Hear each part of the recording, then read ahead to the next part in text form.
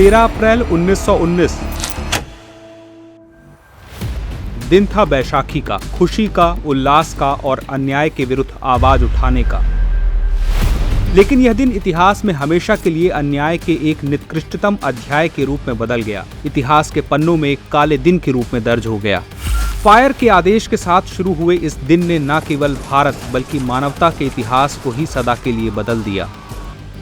इसने अंग्रेजी उपनिवेशीवादी सत्ता के माथे पर खून का ऐसा दाग लगाया कि इसके दाग आज तक नहीं धुल पाए। यूं तो विश्व ने उपनिवेशवादी सत्ता के शोषण का एक नहीं कई निकृष्ट रूप देखा है, लेकिन यह रूप इतना विकराल, इतना निकृष्ट था कि पंजाब की धरती में दबी, वहां की नदियों में डूबी सैकड़ों लोगों की अस्थियां, राख आज भी चीख चीख कर इंसाफ की गुहार लगा रही हैं। तो वहां के जलियांवाला बाग के दीवारों में धंसी सैकड़ों गोलियां उस दिन की निर्ममतम कहानी आज भी बयां कर रही हैं।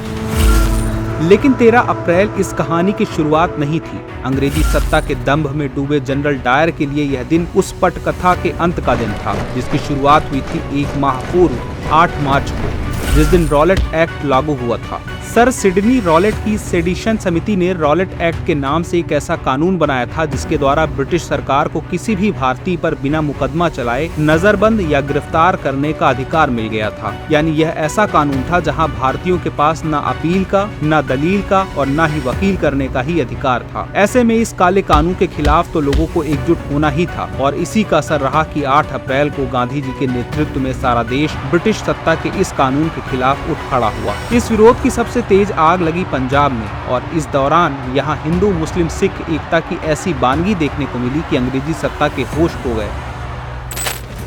लेकिन पंजाब में विरोध का यह दावानल तब और दहक उठा जब 10 अप्रैल को अमृतसर के 2 बड़े सामाजिक नेता डॉक्टर सैफुद्दीन किचलू और डॉक्टर सत्यपाल को गिरफ्तार कर लिया गया। इसके विरोध में पंजाब में जगह जगह छिटपुट हिंसक वारदातें होने लगी। इसे देखते हुए सर माइकल ओ डायर ने 11 अप्रैल को लाहौर और अमृतसर में मार्शल शासन लागू कर दिया। लेकिन इस आदेश को अमृतसर तक पहुँचते पहुँचते समय लग गया। आदेश वहाँ 14 अप्रैल को पहुँचा, तब तक बहुत देर हो चुकी थी।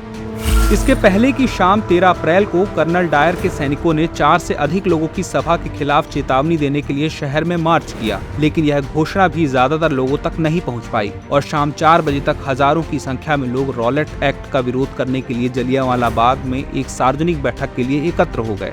यह बैठक एकदम शांतिपूर्ण और भीड़ निहत्थी थी, लेकिन डायर के सर पर तो जैसे खून सवार था। 1920 की हंटर कमीशन के अनुसार वह 25 गोरखा और 25 बलूचियों सैनिकों के साथ जो राइफल से लैस थे तथा इसके साथ ही 40 गोरखा सैनिक जिनके पास केवल खुखरी और 2 बख्तर बंद गाड़ियां भी थीं के साथ बाग में दाखिल हुआ और हथियार बंद सैनिकों के साथ मार्ग को बंद कर दिया। उसने इस सभा को सरकारी आदेशों का उल्लंघन मानते हुए निहत्थी भीड़ पर गोलियों की बरसात करवा दी। इस निहत्थी भीड़ में बच्चे, औरतें, बूढ़े, जवान सभी थे, पर फिर भी उसे दया नहीं आई। फायर के आदेश के साथ सैनिकों ने भीड़ पर गोलियां दागनी शुरू कर दी। यह गोलियों की आवाज तभी थमी जब तक सारी गोली खत्म नहीं हो गई। अनुमान के अनुसार इस दौरान कुल 1650 राउंड फायरिंग हुई, यानी प्रति सैनिक 33 राउंड। उस वक्त बाग में करीब 10 से 12,000 की भीड़ जमा थी।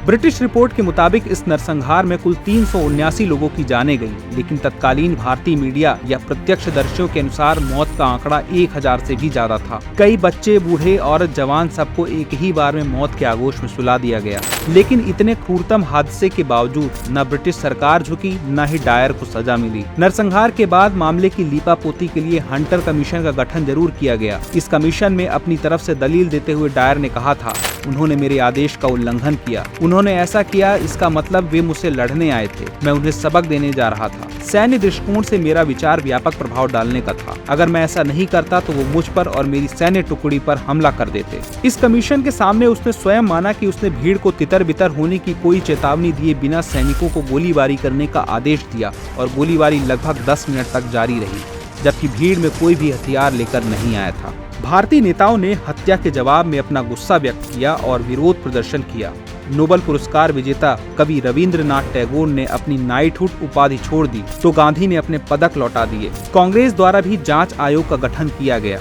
सबने डायर के खिलाफ कठोर कार्रवाई का आह्वान किया, लेकिन हंटर कमीशन द्वारा डायर और ओ डायर दोनों पर अत्यधिक बल उपयोग के लिए केवल फटकार लगाई गई, लेकिन सजा नहीं दी गई। डायर को 6 महीने की छुट्टी दी गई, वह इंग्लैंड लौट गया। वहां उसके लिए एक फंड भी बनाया गया जिसमें उस दौरान लगभग 26,000 पाउंड की राशि जमा हुई। इस घटना ने भारतीयों को अंग्रेजी चेहरे के असली रूप से रूबरू करा दिया। इसने स्वतंत्रता आंदोलन की दशा और दिशा दोनों बदल दी। अब आंदोलन और तीव्र हो गया और कुछ ही समय बाद एक बार फिर असहयोग आंदोलन के रूप में देशव्यापी आंदोलन की नींव पड़ गई और मात्र 27 वर्षों बाद अंग्रेजों को भारत छोड़ने के लिए मजबूर होना पड़ा। लेकिन आज तक इस कहानी के नायकों को उनका इंसाफ नहीं मिला, न ही उस बाग को उसकी पहचान। सुभद्रा कुमारी चौहान ने अपनी कविता में ठीक ही लिखा था,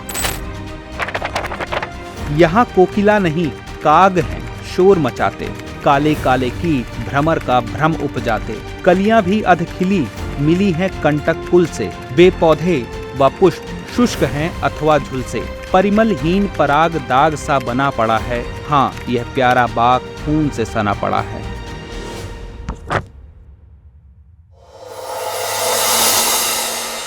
डियर व्यूअर्स, अपने एग्जाम की तैयारी को और बेहतर करने के लिए हमारे चैनल को लाइक, शेयर और सब्सक्राइब करना न भूलें।